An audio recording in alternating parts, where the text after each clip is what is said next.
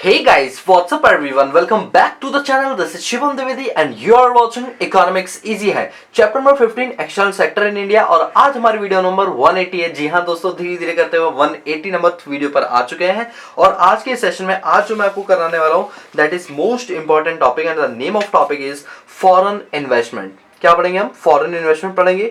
फिर कोविड 19 में क्या एफडीआई की पॉलिसीज थी, हम ये सारी चीजें पढ़ेंगे। ठीक है दोस्तों, मैं आपको बता दूं फॉरेन इन्वेस्टमेंट पर मैं खुद भी पक चुका हूं पढ़ाते पढ़ाते। मतलब इतनी बार मैंने इस बुक के अंदर, जो रमेश सिंह की बुक है, इसमें मैंने ये टॉपिक इतनी बार कवर किया कि अब तो मुझे ये भी याद हो गया है कि इसकी एक एक लाइन मैंने क्या बोली थी। आई होप कि आपको भी याद हो गया हो। बट चलो कोई बात नहीं, ये टॉपिक दे रखा है, लेकिन इसमें मैं वो टॉपिक कवर करूंगा जो मैंने आपको नहीं पढ़ाया था। ठीक है, बाकी मैं आपका बेस बना दूंगा, डोंट वरी, आप टेंशन मत लेना। ठीक है, चलो स्टार्ट करते हैं। हमारे टॉपिक का नाम है फॉरेन इन्वेस्टमेंट। क्या नाम है? Foreign investment. थोड़ा सा आपको हिंट दे देता हूं जिससे आपके लिए टॉपिक थोड़ा इजी हो रहा है। फिर हम इसके बारे में पढ़ेंगे कि लेटेस्ट अपडेट्स क्या है फॉरेन इन्वेस्टमेंट को लेकर। दोस्तों याद रखना, फॉरेन इन्वेस्टमेंट का मतलब होता है कि जब कोई बाहर की कंट्री हमारे इंडिया में क्या करती है, पैसा इन्वेस्ट करती है, that is called foreign investment. जब से हमारे यहाँ पर एलपीजी आया था, लिबरलाइजेशन, प्राइवेटाइजेशन, ग्लोबलाइजेशन, तब से हमें ऐसा लगने लगा कि ग्लोबलाइजेशन के तहत हम चाहते हैं इंडिया के अंदर ज्यादा से ज्यादा क्या हो, फॉरेन इन्वेस्टमेंट हो। सर एक बात बताओ कि जो फॉरेन इन्वेस्टमेंट का जो कॉन्सेप्ट है, क्या ये सन 1990 से ही स्टार्ट हुआ था? क्या इससे पहले हमारे पास इतना भी दिमाग नहीं था कि विदेशी कंपनियों को भी भारत में निवेश करना चाहिए जिससे कि भारत को उसका बेनिफिट मिले? नहीं दोस्तों, ऐसा बिल्कुल भी नहीं। भारत को ये बात पता थी। इवन गवर्नमेंट ऑफ इंडिया ने सन 1980 के अंदर इस चीज की पहल भी स्टार्ट की थी। लेकिन कहते हैं ना, किसी काम को करने के लिए एक अच्छा पुश अगर मिल जाता है तो वो काम अच्छी तरीके से होता है। लेकिन उस टाइम को वो पुश नहीं मिला था। हम डरे डरे थे, बट हमने शुरुआत की थी। इसका मतलब सर, इंडिया में फॉरेन इन्वेस्टमेंट की जो शुरुआत है, क्या वो सन 1980 से हुई थी? जी हाँ दोस्तों, सन 1980 से हमारे यहाँ पर फॉरेन इन्वेस्टमेंट की शुरुआत हुई थी। लेकिन इस चिंगारी को आग कब मिली? 1991 में मिली, जब हमारे यहाँ पर क्या आया था, एलपीजी का कॉन्सेप्ट आया था। तब जैसे ही हमने ग्लोबलाइजेशन किया, अपनी क्लोज्ड इकोनॉमी को ओपन इकोनॉमी में कन्वर्ट किया, सडनली हमने देखा कि जो हमारी फॉरेन इन्वेस्टमेंट्स है वो अचानक से रैंप अप होगी। रैंप अप का मतलब होता है बढ़ जाना, कि वो अचानक से क्या होगी, बढ़ गई। और जैसी वो बढ़ी, फॉरेन कंट्री की तरफ से दो टाइप की इन्वेस्टमेंट इंडिया में होनी शुरू हो गई। Number one is called foreign direct investment and number two is called foreign portfolio investment. Foreign direct investment के अंदर जो विदेशी कंपनी है वो भारत में निवेश करती है इस वजह से कि वो यहाँ की ऑनरशिप भी लेना चाहती है, यहाँ का प्रॉफिट भी लेना चाहती है, और साथ के साथ वो मैनेजमेंट पे इंटरफेयर भी होना चाहती है। अगर इन तीन मकसद से किसी कंपनी के ऊपर 10% से ज्यादा पैसा लगाए जाता है तो उस इन्वेस्टमेंट को या उस फॉरेन इन्वेस्टमेंट को हम नाम देते हैं foreign direct investment. I hope आपको ये चीज पता होगी क्योंकि मैंने ऑलरेडी पिछली कुछ क्लासेस में बता चुका हूं। दूसरी होती है फॉरेन पोर्टफोलियो इन्वेस्टमेंट, कि अगर एक विदेशी कंपनी ने या विदेशी नागरिक ने अगर इंडिया में आकर अपना पैसा इन्वेस्ट किया इंडियन कंपनीज के ऊपर, बट वो इन्वेस्टमेंट इस पर्पज से नहीं किया गया कि आपको उसके बदले एक अच्छा खासा रिटर्न मिले, बल्कि वो इस पर्पज से किया गया है कि उससे आपको मतलब रिटर्न तो मिले, बट ऑनरशिप की यहाँ पर कोई भी बात नहीं बोली गई है। मतलब आपका ऑनरशिप यहाँ पर कोई मतलब नहीं करता, कि आपको ऑनरशिप से कोई मतलब नहीं, आपको मैनेजमेंट में क्या हो रहा है कोई मतलब नहीं, सिर्फ पैसा लगाना है और पैसों से पैसा बनाना है, यानी डिविडेंड इनकम या इंटरेस्ट इनकम कमानी है। और ऐसे में जो लोग 10% से कम की इन्वेस्टमेंट करते हैं, that is called foreign portfolio investment. I hope दोस्तों अभी तक मैंने आपको जितना बताया वो आपको क्लियर हो गया। एक बार हम समराइज करें। देखो, हमारी क्लासेस का मकसद ये तो बिल्कुल भी नहीं कि हम बस टॉपिक कंप्लीट करते हैं। मैं चाहता हूं तो तुरंत के तुरंत आपको याद भी हो जाए। चलो जितना पढ़ा एक बार उसको रिवाइज करते हैं। हमने पढ़ा कि जो फॉरेन इन्वेस्टमेंट का कॉन्सेप्ट है, ये इंडिया में स्टार्टिंग यानी 1980 के अंदर इसको स्टार्ट किया गया था। बट इसको एक अच्छा पुशअप और बूस्टअप कब मिला था? 1991 के अंदर मिला था, जब हमारे यहाँ पर लिबरलाइजेशन, प्राइवेटाइजेशन और ग्लोबलाइजेशन का कॉन्सेप्ट स्टार्ट हुआ था। इसके बाद हमने देखा कि जो इन्वेस्टमेंट्स है उनको दो पार्ट में डिवाइड किया गया, फॉरेन डायरेक्ट इन्वेस्टमेंट और foreign portfolio investment. Foreign direct investment वो इन्वेस्टमेंट होती है जो कि 10% से ज्यादा की जाती है, जिसके अंदर हम स्टेक होल्डिंग लेना चाहते हैं, मैनेजमेंट में इंटरफेयर करना चाहते हैं और साथ में प्रॉफिट में भागीदारी भी लेना चाहते हैं। दूसरी तरफ होती है फॉरेन पोर्टफोलियो इन्वेस्टमेंट, जिसमें हमें मैनेजमेंट से कोई मतलब नहीं है, ऑनरशिप से कोई मतलब नहीं है, वहां के डायरेक्टर के कंपोजिशन से कोई मतलब नहीं है, सिर्फ हमें प्रॉफिट से मतलब है। और ऐसे में 10% से कम की इन्वेस्टमेंट को फॉरेन पोर्टफोलियो इन्वेस्टमेंट कहते हैं। नाउ द पॉइंट इज, जो हमें इस टॉपिक के अंदर या आज की क्लास में कवर ये करना है कि जो फॉरेन इन्वेस्टमेंट है इसका करंट सिनेरियो क्या चल रहा है। मतलब अभी आज की डेट के अंदर अगर मैं बात करूं तो क्या सिस्टम चल रहा है फॉरेन इन्वेस्टमेंट को लेकर, ये सारी बात हम यहाँ पर करने के लिए जा रहे हैं। चलो अब इसको एक एक करके पढ़ते हैं। जितने भी पॉइंट इंपॉर्टेंट है मैं बुक से एक एक चीज को रीड करवाऊंगा। देखो, नोट्स में उसी चीज के बनाता हूँ जिस टॉपिक का बुक में अच्छे से गिवन नहीं होता। इस टॉपिक के बुक में अच्छे से गिवन है तो मैंने इसके लिए नोट्स नहीं बनाए। ये नोट्स बनाना जरूरी थोड़ी, नोट्स आप तब बनाओगे गया जब आपको बुक में कोई चीज अच्छे से गिवन ना हो। ठीक है, मेरी बात समझो। चलो, तो लिखा हुआ है कि अगर हम फॉरेन इन्वेस्टमेंट की बात करें तो ये बात हमारी गवर्नमेंट ऑफ इंडिया को पता चली थी सन 1980 के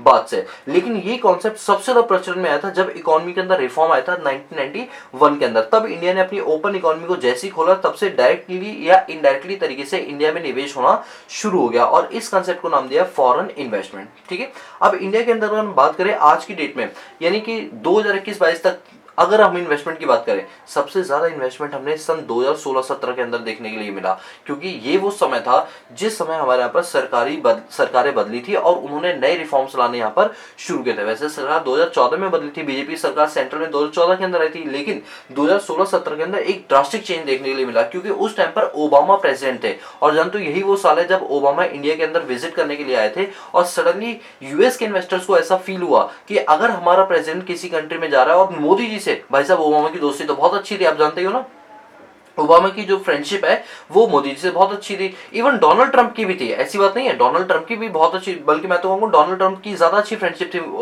मोदी जी के साथ। लेकिन जब यहाँ पर बात हुई थी ना, अच्छा सॉरी मैंने ओबामा बोल दिया, वो डोनाल्ड ट्रंप बोलना चाहिए था, I am really sorry, Donald Trump. ठीक है, मेरे मुंह से गलती से निकली, मेरे मुंह से निकल गई, जवान फिसल गई ठीक है, प्लीज मुझे माफ करना। ठीक है, 2016-17 के अंदर डोनाल्ड ट्रंप थे, क्योंकि मोदी जी के साथ उनकी बहुत अच्छी फ्रेंडशिप थी। औरतों के साथ तो उनकी डोनाल्ड ट्रंप की बनती नहीं थी, मर्दों के साथ अच्छी बन जाती थी तो 16-17 में जब अच्छी फ्रेंडशिप होगी तो एफडीआई अचानक से क्या हुआ, रैंप अप होना यहाँ पर शुरू हो गया। लोग समझ आया? ये सर बिल्कुल समझ आया। अच्छा सर एक बात बताओ, क्या हमें डर नहीं लगा, जैसे 1947 से पहले की अगर हम बात करें तो एक विदेशी कंपनी भारत में आई थी इन्वेस्ट करने के लिए और उसने किस तरह से ईस्ट इंडिया कंपनी ने हमारे देश पर राज किया, तो क्या सर हमें डर नहीं लगा उस टाइम पर? दोस्तों डर तो बहुत लगा, लेकिन कहते हैं ना डर के आगे जीत है। कुछ ऐसी देखने को मिला, इवन गवर्नमेंट तो इतनी ज्यादा लिबरल हो गई हमारी गवर्नमेंट ऑफ इंडिया, उसने कहा पहले हमने कुछ कैप्स बना रखे थे। कैप्स का मतलब होता है कि इस पर्टिकुलर एरिया में सिर्फ आप इतनी ही इन्वेस्टमेंट कर सकते हो। भाई साहब वो कैप्स भी इन्होंने क्रॉस कर दिया। पहले इन्होंने कैप्स बना रखे थे कि इस पर्टिकुलर सेक्टर में 20%, इस पर्टिकुलर सेक्टर में 10%, इस पर्टिकुलर सेक्टर में 15%। इन्होंने वो कैप भी हटा दी, मतलब कैप को बढ़ा दिया, अगर हटाई नहीं तो बढ़ा दिया। तो ऐसे में तो भाई साहब कहीं ना कहीं हम तो बहुत ज्यादा ही इनकरेज हो रहे थे एफडीआई को लेकर, यही सही चीज देखने के लिए मिली। तो अभी जो मैं आपको पढ़ा रहा हूँ वो ये पढ़ा रहा हूँ कि फॉरेन इन्वेस्टमेंट के रिगार्डिंग अभी लेटेस्ट अपडेट्स क्या क्या चीज आई है। दोस्तों एक बात याद रखना, जब ये बुक हमारी कंप्लीट हो जाएगी ना तो इकोनॉमिक सर्वे भी आता है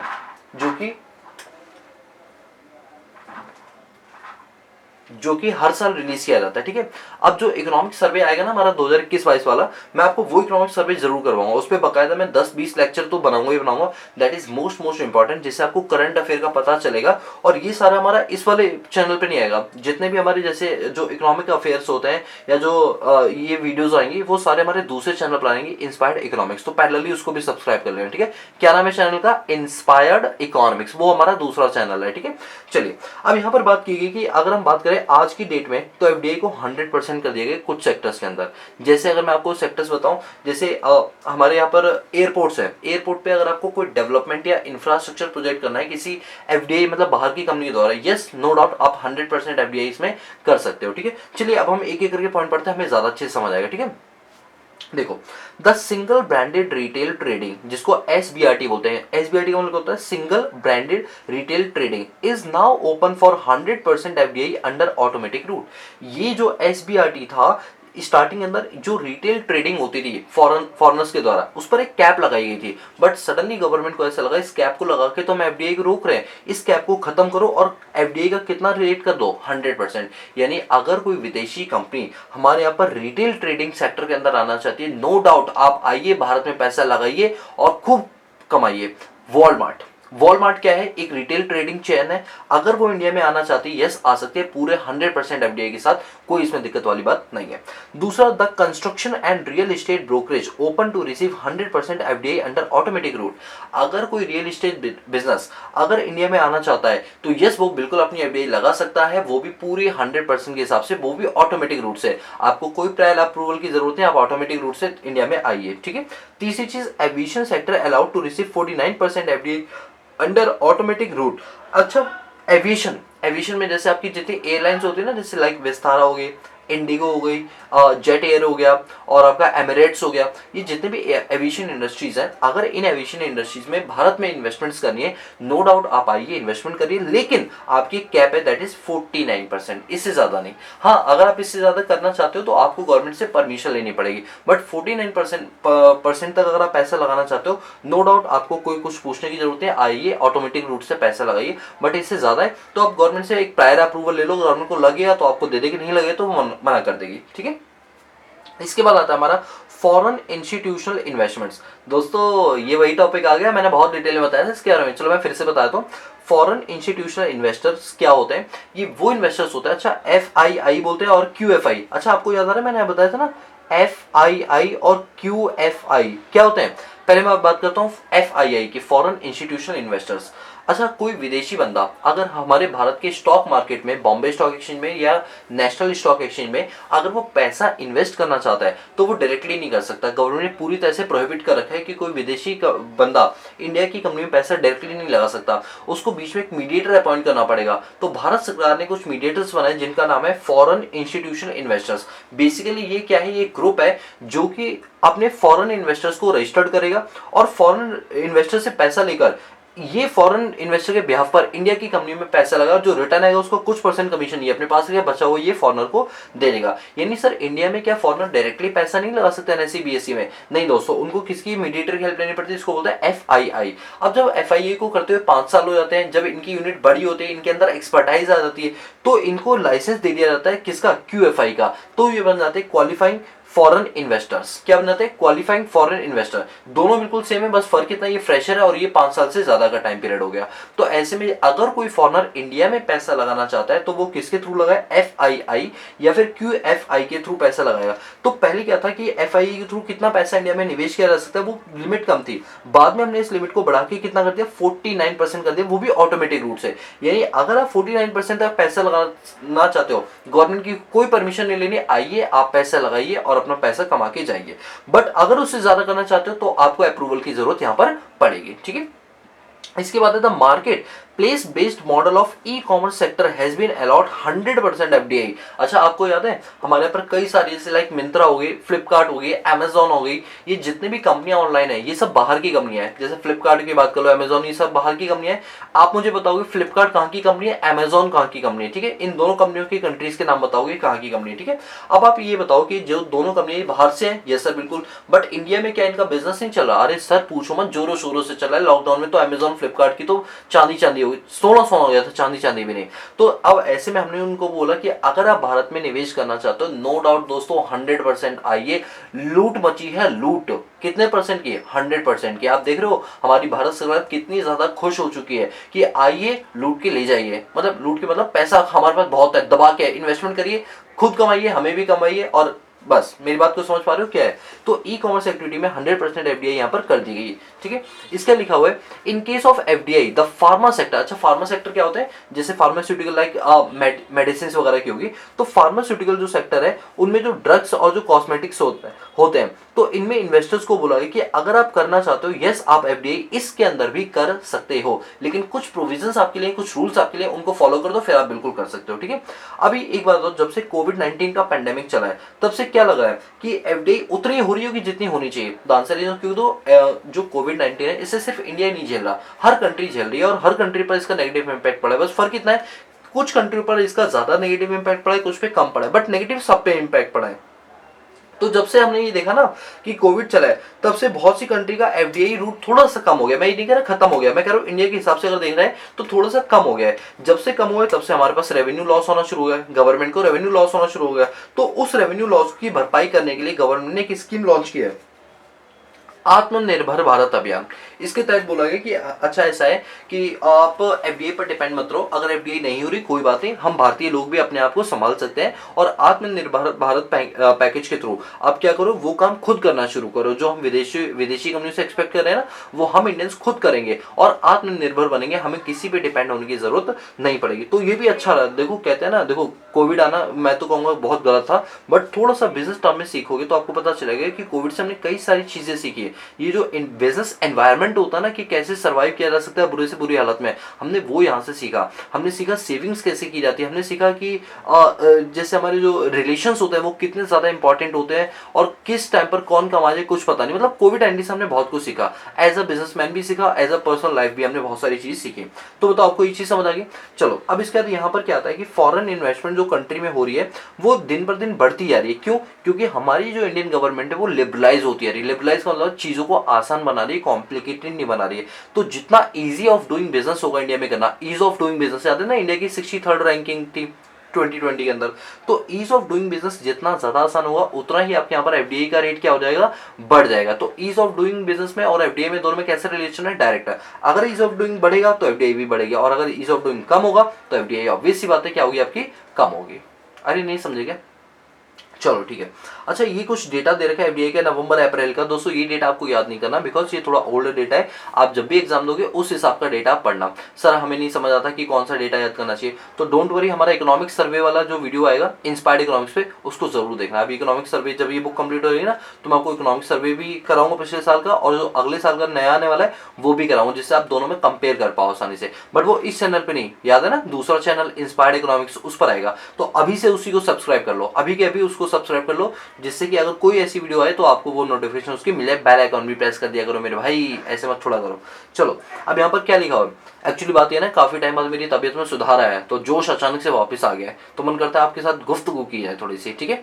चलिए इसका लिखा हुआ है increase in net FDI also provide a more stable source of funding the current account deficit. पता है क्या बोला है, जितनी ज्यादा एफडीआई होगी उतना जो आपका बैलेंस ऑफ पेमेंट अकाउंट में, याद है दो खाते बनते थे करंट और कैपिटल, तो करंट अकाउंट में जो डेफिसिट आता था उसकी भरपाई की जा सकती है अगर ज्यादा से ज्यादा एफडीआई होगी। क्योंकि जब एफडीआई होगी तो फॉरेन करेंसी का इनफ्लो होगा इंडिया के अंदर, और इसके वजह से जो आपका बीओपी नेगेटिव में आ रहा है वो किस में आ जाएगा, पॉजिटिव में कन्वर्ट हो रहा है। अगर पूरा पॉजिटिव भी नहीं हुआ एटलीस्ट जो नेगेटिव पहले था उससे तो कम हो ही जाएगा ना। तो वही लिखा हुआ है कि अगर हमारे पे एफडीआई बढ़ती है तो ऐसे में हमारा जो करंट अकाउंट का डेफिसिट है वो क्या होने लगता है, फंडिंग होने लगती है। फंडिंग मतलब उसमें पैसा आने लगता है, जिसकी वजह से हमारी बीओपी के अंदर पोजीशन एक अच्छी पोजीशन बन जाती है। बात को समझे। चलो ये था फॉरेन इन्वेस्टमेंट की रिगार्डिंग। अब हम बात करते हैं कि कोविड 19 में जो हमारी एफडीआई की पॉलिसीज थी उनमें क्या क्या हमने रिफॉर्म्स किए, क्या क्या चेंज किए।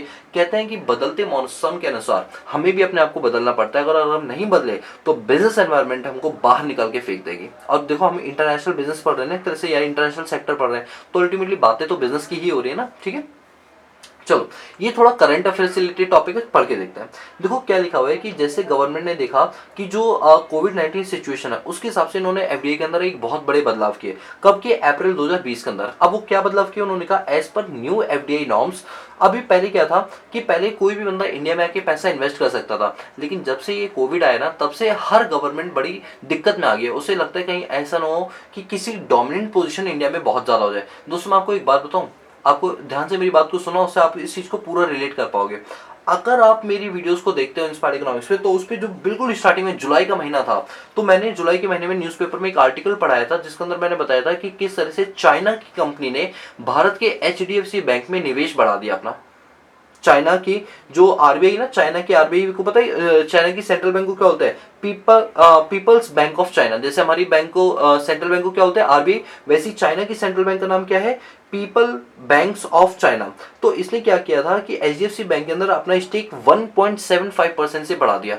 ऊपर से चाइना की कंपनी ने बढ़ा दिया कोविड में, तो भाई साहब चाइना नाम से हमें दिक्कत होगी बहुत ज्यादा। तो सोच के देखो कि अगर ऐसी कंट्री का हमारी इकोनॉमी के ऊपर पोजीशन, डोमिनेंस पोजीशन बढ़ जाएगी, इन्वेस्टमेंट बढ़ जाएगी, तो ये अच्छी बात है खराब बात है दोस्तों, ये बहुत खराब बात है। ये एफडीआई हमारे लिए बहुत ज्यादा दुखदायी है। तो ऐसे में कहीं चाइना की डोमिनेंसी ना हमारी कंपनी के ऊपर आ जाए, तो हमने बोला कोविड 19 के टाइम पर 2020 के अंदर बोला कि अगर कोई बंदा इंडिया में एफडीआई करना चाहता है तो पहले उसको क्या करना पड़ेगा, प्रायर अप्रूवल लेना पड़ेगा। क्या लेना पड़ेगा, प्रायर। लेकिन ये हर किसी के लिए था, कुछ चीजों के लिए था जहां पर हमारी इंडिया की डोमेस्टिक टेरिटरी पर खतरा हो सकता है, उसकी सॉवरेनिटी पर खतरा हो सकता है, उसकी इंटीग्रिटी पर खतरा हो सकता है। ये सिर्फ उनके लिए, सभी के लिए नहीं है। मेरी बात को समझो, तो क्लियर हुई बात है। और साफ साफ लिखा ये मूव क्या था, अपॉर्चुनिटिस्ट टेक ओवर। कहीं ऐसा ना हो कि इस पेंडेमिक को कोई बंदा अपॉर्चुनिटी की तरह से अपने लिए इस्तेमाल करे। और ये गवर्नमेंट ने बिलीव किया। ये कब आए, जब 1.75% स्टेक होल्डिंग परचेज कर ली थी पीपल बैंक ऑफ चाइना ने, किसमें, हमारे भारत के एचडीएफसी बैंक के अंदर। मेरी बात को समझ पा रहे हो मैं बोल क्या रहा हूँ? ठीक है, तो ये कोविड-19 एफडीए से रिलेटेड एक लेटेस्ट डेटा है आपके पास। इससे भी ज़्यादा लेटेस्ट हो सकता है आप कुछ टाइम बाद हमारी वीडियो देखो, 1 महीने 2 महीने बाद शूट होने के या 1 साल बाद। तो इसके लिए मैं इकोनॉमिक सर्वे लेकर आऊँगा, आपको सारी चीज़ें लेटेस्ट डेटा के हिसाब से करवा दूँगा, ठीक है? तो आज के जो हमारे दोनों टॉपिक थे वो कंप्लीट होते हैं। तो ये देखिए, आज मैंने आपको टारगेट में बताया था कि आज हम 2 टारगेट करेंगे, एक तो फॉरेन इन्वेस्टमेंट का और कोविड-19 और एफडीआई। दोस्तों एक बात हो, अभी इसमें जितने टॉपिक है बड़े छोटे-छोटे टॉपिक है, आप विश्वास नहीं मानोगे 2 क्लास में चैप्टर में निपटा दूँगा पूरा। इसमें कुछ भी नहीं है, बड़े छोटे-छोटे और बेकार के टॉपिक है, मतलब ये एग्जाम में भी नहीं आते, बट क्योंकि बुक में देखे तो मैं आपको बिल्कुल कराऊंगा, ठीक है? सो आज की क्लास के लिए इतना रखते हैं। सो गाइज, अगर आपको हमारा काम पसंद आता तो प्लीज चैनल को लाइक शेयर सब्सक्राइब करना मत भूलना और बेल आइकन को जरूर प्रेस कर देना। बाकी मिलते हैं नेक्स्ट क्लास में, तब तक के लिए पीस आउट।